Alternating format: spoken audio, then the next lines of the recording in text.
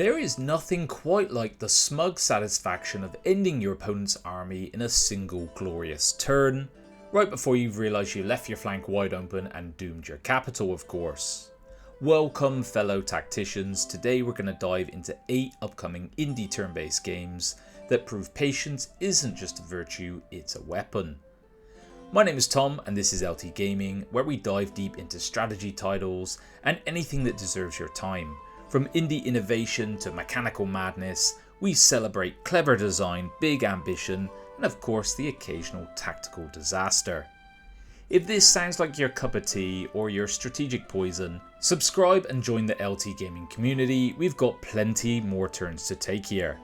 Turn-based strategy, I think, is in a very good spot. Small studios are crafting the kind of systems that used to take whole publishing empires. There's tactical depth, some bold ideas, and those beautiful moments when you realise you've completely outthought yourself. So let's get our pieces on the board and kick things off with our first game here.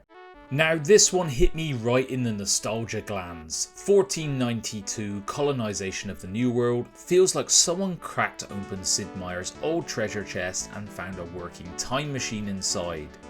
The original Colonization was one of my all-time favourites. From that unmistakable music to the strange joy of juggling trade routes, diplomacy, and the odd native uprising. And this is a proper spiritual reincarnation. I've already sunk about 15 hours and a few hundred turns into it, and it absolutely nails that rhythm in the pre-release version I played. So expanding your colony, managing exports, and staying on the crown's good side while it suits you. It's strategic, it's soulful, and somehow it feels quite novel and new. The art is clean, the systems are tight, and it captures that slow burn satisfaction that made the original so great. So you miss that blend of grand strategy and historical grit, this one is one to keep an eye on. So you're leveling heroes, building kingdoms and casting spells, but no, this isn't Heroes of Might and Magic, but Atre Dominance Wars, but it still looks damn fun all the same. This one is wearing its inspirations proudly on its sleeve. Big fantasy worlds, chunky units, colourful maps, but it looks like it's doing enough to stand out. You're going to be recruiting heroes, unlocking new powers, and diving into those satisfying feedback loops. Grow your domain, take a risk, and then panic when the AI decides it's your turn to suffer. It's got that lovely mix of confidence and chaos, and it looks like it's going to make your decisions feel like a gamble. If you're craving a Heroes of Might Magic style game with a modern twist, Atre should be on your wish list for the foreseeable future. Right, next up is MENACE, a brutal tactical sci-fi strategy game where every move feels like a gamble and success feels earned. And the recent demo on this was very well received. We've been hands-on with the test build as well, so it's immediately clear that devs aren't messing around. It's tactical combat that demands your full attention and punishes you the moment you get a bit cocky. You'll be customizing your loadouts, fine-tuning your squad and diving into missions that quickly spiral from careful plan to improvised survival horror, and I mean that in the best possible way. It's crunchy, stylish and deeply satisfying, the kind of turn-based tactics that rewards smart players and punishes all the plebs.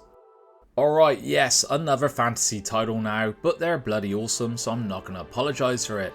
This is Stormbinders, a magical turn-based tactics game published by Slytherin, and if there's one studio that knows how to do strategy right, it is them. You're leading powerful champions, commanding armies and weaving spells. I've actually done a full preview of this one if you fancy a deeper look, but the short version is simple. Stormbinders looks like it's gonna get it. Slick pacing, varied units and an elemental system that should add some real tactical flavour. If you love the blend of magic, map control and glorious overkill, this is one to watch. Now this next one has me genuinely excited. Demeo and Dungeons & Dragons Battlemarked. The crossover I didn't know I needed, but I absolutely want. Luke and I have had some cracking sessions in the original Demeo. Those nights when everything's going fine, then someone opens the wrong door, and we both got flattened by a group of wayward goblins. Now they're blending that formula with actual D&D lore, sign me up. Looks like they've doubled down on what made Demeo special, tight tactical combat, proper hero builds, and that beautiful board game feel, only now with iconic monsters and settings straight out of the tabletop legends. It's co-op chaos at its best, and the kind of game where you laugh at your failures just as much as your victories, and I can tell it's already going to keep me and Luke up on some late nights. If you're looking for a perfect co-op strategy fixed, or solo as well, this might be your next addiction. Quick breather before the second half. If you are enjoying this little tour of upcoming turn-based indie gems, do drop a like on the video and consider subscribing. This really helps a ridiculous amount, more than you would think. If you want more previews, deep dives, and a little bit of a ramble about why hex grids are the peak of human design, we got plenty more of strategy goodness on the way. Norse Oath of Blood came out of nowhere for me. One minute I'd never heard of it, the next it's living rent free on my wish list. It's a gritty turn-based strategy RPG that leans heavy into atmosphere. Battles feel heavy, decisions feel weighty, and you're going to be leading your clan through the frozen wastes in a desperate struggle for survival, and the whole thing just feels raw, I guess. The recent demo, which by the way is still up, made quite a splash. I gave it a go and it instantly stood out for me.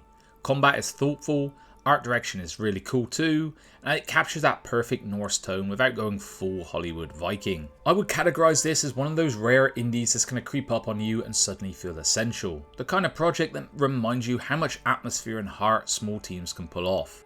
We're going medieval with a twist now, Liegecraft, a turn-based 4X kingdom sim hybrid where you don't just manage your provinces, you manage people, vassals, nobles, feasts, hunts, the lot. You're leading a feudal realm, assigning titles, dealing with scheming vassals, hosting a few grand tournaments along the way, and of course imprisoning those dirty traitors. Characters will have personalities, flaws, relationships, and it's as much about court politics as it is about expansion. The devs have described this one as 4X meets The Sims, which frankly sounds odd, but in a very good way. You get the empire building satisfaction and those real moments of character drama. So maybe another Crusader Kings style game shaping up here. If you're into grand strategy and character driven narratives, it looks like Liegecraft will hit that sweet spot. And finally, something a little different to round things off for this list. From the world of offline musings in your armchair to online musings in your armchair, Feudums is a medieval strategy game all about politics, management, and good old fashioned scheming. Slow, deliberate, and made for people who are going to enjoy plotting their next betrayal over a nice cup of tea.